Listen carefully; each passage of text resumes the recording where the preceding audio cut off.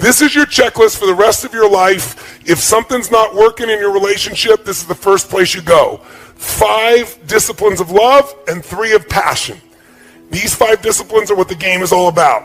The first discipline we call the discipline of unconditional love and compassion. The discipline. Why do I call it a discipline? Because you don't always feel unconditionally loving and you don't always feel compassionate. If your triggers get fired, if something triggers your masculine or feminine, animal in you, that survival instinct in you based on something going on, you may not show up so, unconditional in your love and compassion. What this really means, put it in one phrase, put your lover what? It's not about you.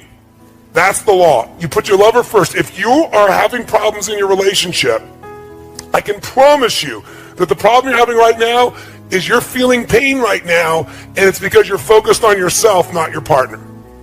You're focused on what you're not getting. You're focused on what your partner's not giving you. You're focused on something that's not happening there. This is the number one law. You want to have an extraordinary relationship, tear up your rules, make this your number one rule. Number one rule is my lover comes first. My number one rule is if you're in love, you put their feelings and needs before your own. Second discipline, real quick, the discipline of absolute courage and vulnerability. Absolute courage and vulnerability. This is learning to love no matter what. I mean, truly no matter what. Now, how many people are going to do that? Not many. Not many people are going to have an extraordinary relationship. But what I mean by this is, if you have courage and vulnerability, that means you tell the truth. That means you open up. Most people, out of a lack of courage, hold back their gift. This idea that you're going to give pain to somebody you love, you're going to punish them, that takes no courage, that takes no vulnerability, that's just stupidity. So the more vulnerable you are, the more power you have, because love penetrates all. Third law is the law of positive intent. Yes. The discipline, I should say, of positive intent. By the way, discipline weighs ounces, regret weighs tons. Discipline weighs ounces, regret weighs tons. You don't follow these disciplines, you're going to have regret. Right? That's their disciplines, their commitments, they're things you're going to do no matter what. Discipline means even if it's not easy, you still do it, right? Discipline is, it's a habit. That's what a discipline is. It's a habit. It's the discipline of positive intent. You know the deeper truth that this is a no-blame game. You know that when something happens, no matter what it was, like when I said that to her, my girl knew, she and I made a decision early on. I decided, and this is a decision I encourage you to make if you haven't made it, or make it anew if you haven't made it in years. I decided I knew this woman's soul. Yeah. This woman's soul was as pure as anything I could ever dream of in my life. I knew that I loved this woman. Her soul was pure. So no matter what happened, I would serve her. And no matter what happened, no matter what she said, no matter what she did, I would know, even if I couldn't figure out how, the intent was pure. The intent was wanting to get closer. It looks mean, but she's scared. It looks vicious, but she's just freaked out. And same thing with me. He looks like he's an unconscious asshole. He just doesn't know. It looks like he doesn't give a shit. He's actually a masculine male, and this is what they do, right? We shifted the meaning to always there's an empowering meaning because there's never negative intent, no matter what it looks like, no matter what was said. And by having that, along with that, they just want a positive intent, in a sense, no blame game, we immediately apologize. It doesn't matter what has happened. If there's any argument we have, it's a playful argument, which is, I'm taking responsibility and she's taking responsibility. No, honey, it was my fault. No, it was my fault. And it's like, and we mean it sincerely. It doesn't matter what it is, because I hold myself as whatever she's feeling, ultimately it's my responsibility. Even if I didn't intend it, that's it. So I take responsibility. I'm sorry, honey. I'm sorry your feelings are hurt. She does it with me also. And since we both are constantly doing it, it makes it like there's nobody ever blaming somebody else. So think about this. We put each other first. If we find we're not, we change that immediately, right? We immediately look at, we got to be courage and vulnerable. We've got to tell the truth. That's really what that is. Tell the truth with kindness, with love, with making nobody wrong, because we both know we have positive intent. And you break through all the bullshit with this. Mm-hmm. And with an apology, rather than I'm sorry you, always have I. Yes.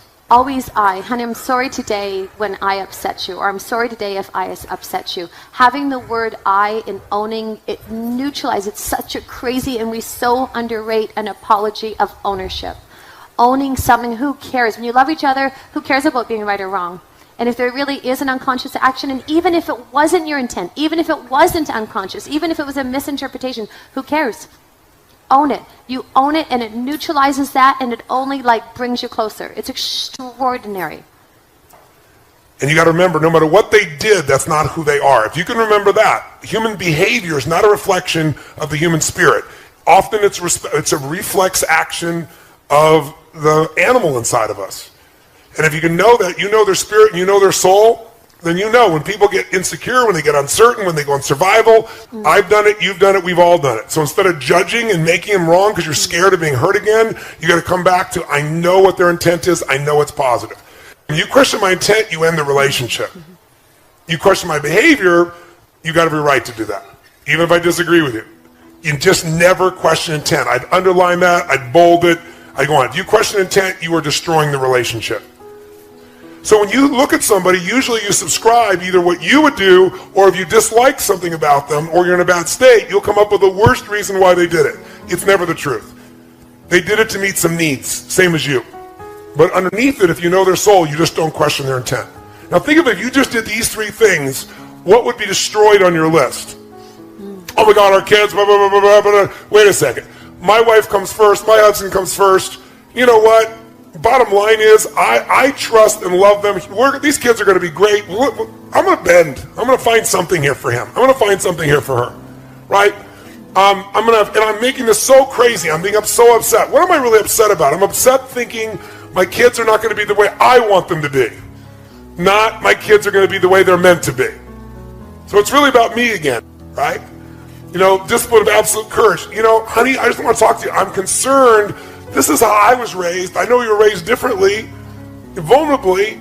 I love you. I love you the way you are. You're a rebel. You love me. I have rules. Maybe our kids will be okay with that too. What do you think? Finding some way. You know, knowing that there's positive intent will kill any anger or upset inside this piece. Fourth one of the 5 disciplines. Fourth is the discipline of honorable language and moment-to-moment awareness. Honorable language. There is power in love, adoration, and praise. And most of us don't use it enough. Most of us don't praise enough. And when I say praise, make a note. If you're going to praise your man or your woman, you must praise them specifically, not generally. But moment to moment, being consciously aware of the impact that you're having with your language and your presence on your partner. And your language as well. Body language, words, deeds. It's knowing you have an impact and seeing that impact. You know, if I'm doing something and I look over and I see my girl is not in a great place, I don't continue. So what happens for a woman to understand is we get information in, and if we hear a word, words go into that file in our brain, left hemisphere. Emotions go on the other side. But when you say a word to a woman, it hits both hemispheres. It's like if I asked you, where were you on, the 11th of August in 2001? But if I asked you, where were you on 9/11? How many remember exactly where you were in the room when you heard about it, or you were there, you saw it? Because information with emotion is remembered forever. And for women, words that you say mean a lot because they have determined whether she's pleasing you or not.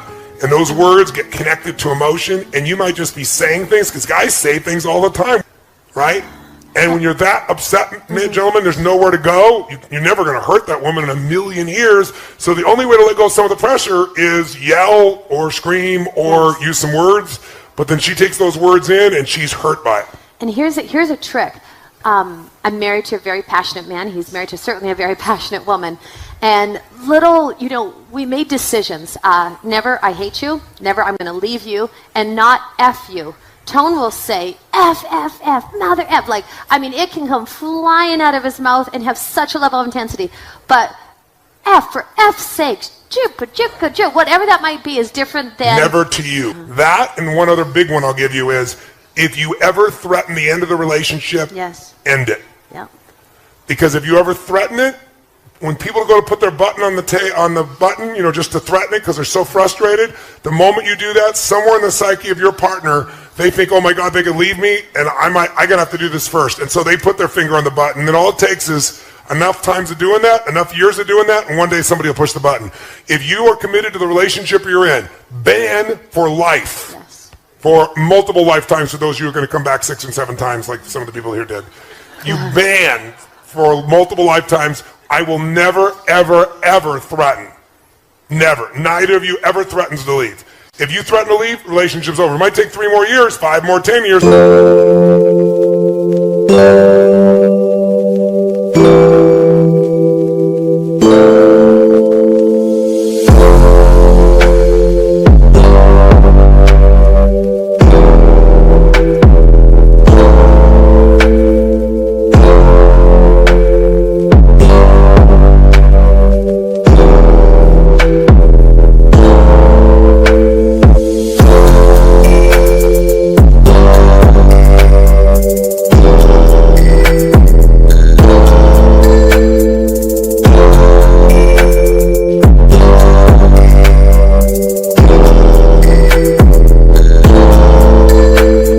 But it's over.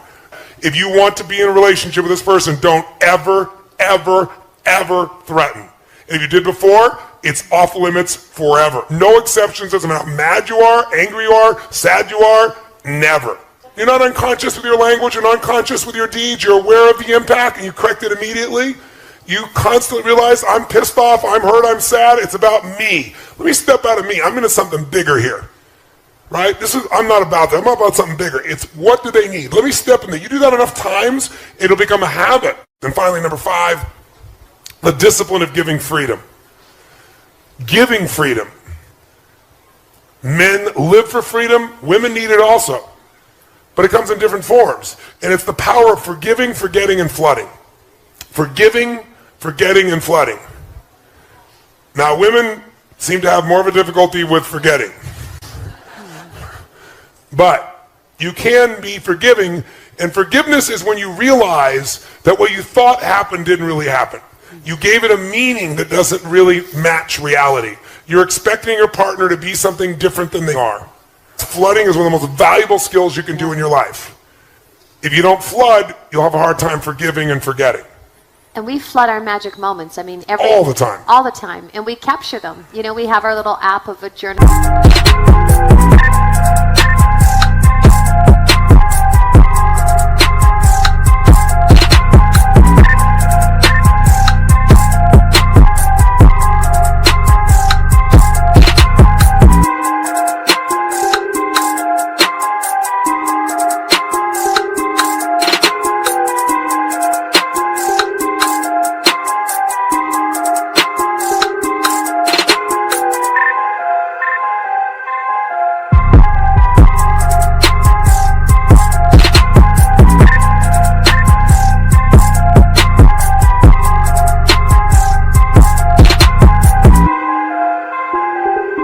That we capture all of our beautiful moments. After this event, when we get home on Sunday, we'll spend an hour and just capture all the beautiful moments that happened here. Everything that was funny, everything that was beautiful, everything that was touching. Because otherwise it's actually what Nicole was talking about. Maybe she talked about framing. You have a peak experience and you actually give words to it, and that frames it, and it helps to get to that place. It's just like you bypass all that effort that took you there, and then that's your next starting point. And then you have another peak experience, and then you share that and you frame it and you give language and you give words to it, and then boom, you set the bar higher. And a lot of times what happens is magic happens in life. Grace pours, and we don't give words to it, we don't celebrate it, we don't recognize it, we don't see it, we don't appreciate it. And putting words to that of appreciation and and reliving and experiencing it, it is I would say it's one of the top 10 things for us that we do that just it ignites and that feeling and just of utter appreciation, and we always capture it so we can go back and read it. It's so beautiful. This is something to share. So when we first, it's true. Setup. He was so oh my gosh, like I mean rigid, militant, blue, like so intense about these things. And so, I mean, anytime that anybody would talk about eggs, he was just like, and did what felt like he was not vicious, but it felt like that level of intensity. And so we were together, and I was feeling like